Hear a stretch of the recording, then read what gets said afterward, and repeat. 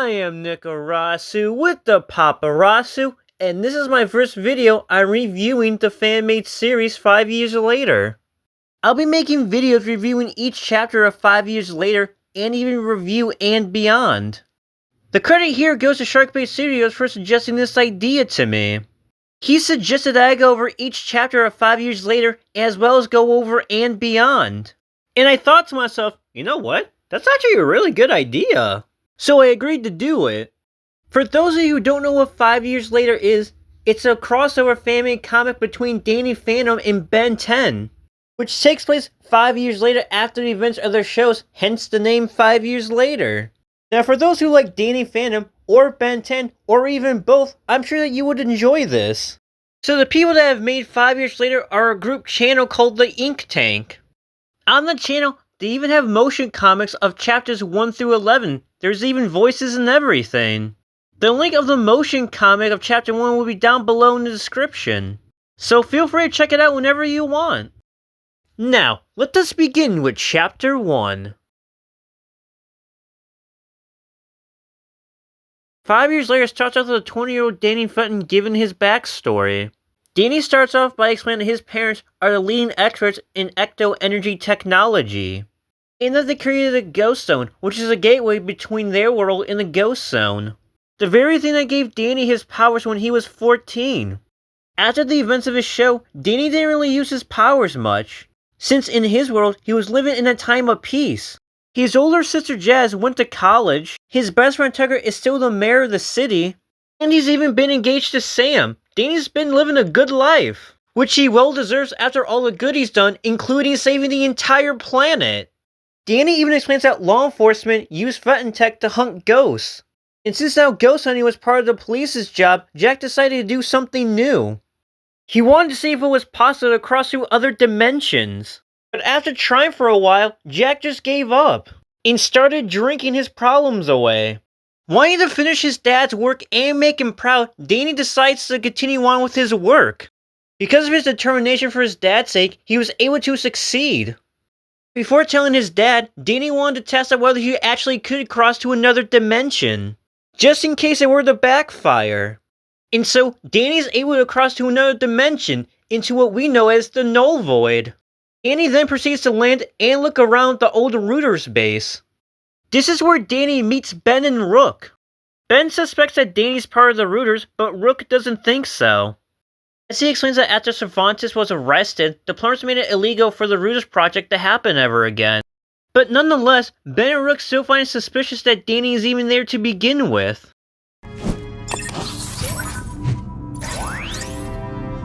It's hero time!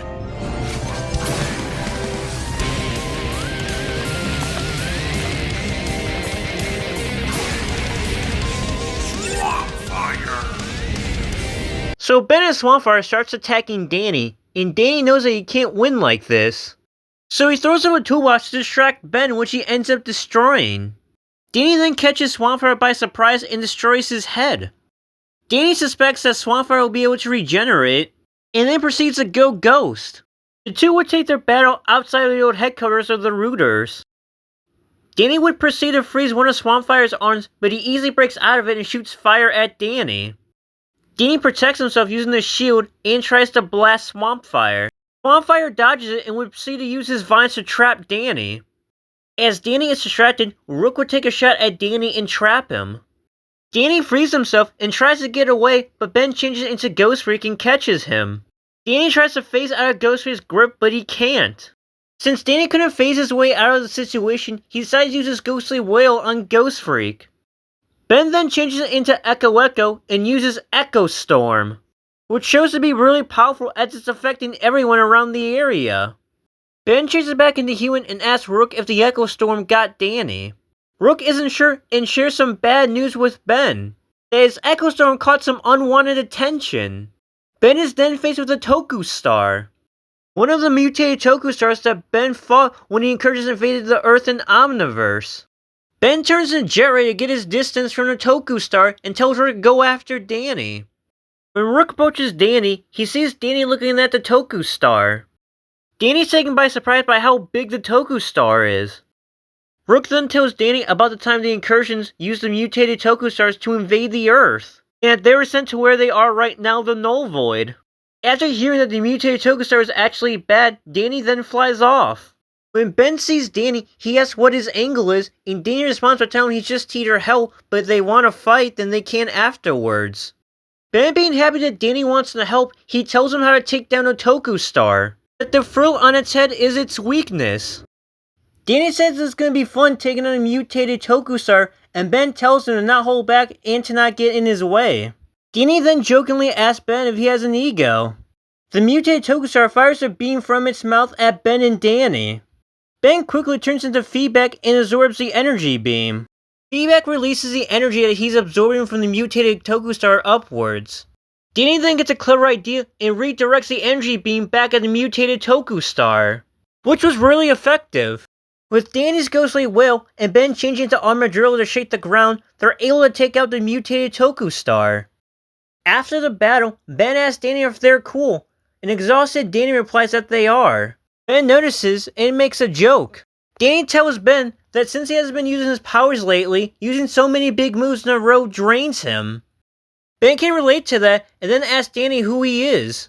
Danny tells Ben who he is, and Danny asks who Ben is. Ben is surprised and asks Danny if he doesn't recognize him, and Danny even wonders the same thing, which makes Ben even more surprised and curious.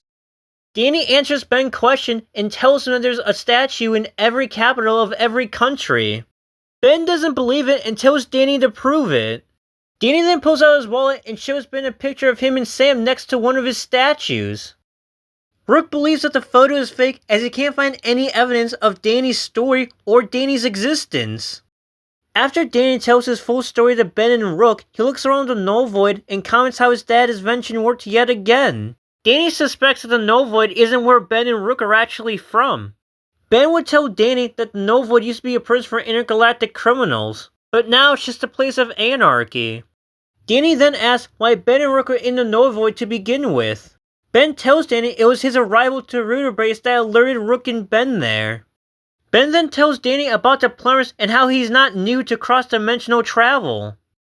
Ben is curious to know more about Danny and asks him if he's really a ghost. Danny tells him he's a half-ghost, and Ben's a little bit confused and asks if he's half-ghost, does that mean that he's also half-dead? Danny responds by saying it's complicated. Meanwhile, back in Danny's dimension, Vlad Plasmius has found his way home, after 5 long years. And this is where Chapter 1 of 5 years later comes to an end. So as for my thoughts, I want to start with the good stuff.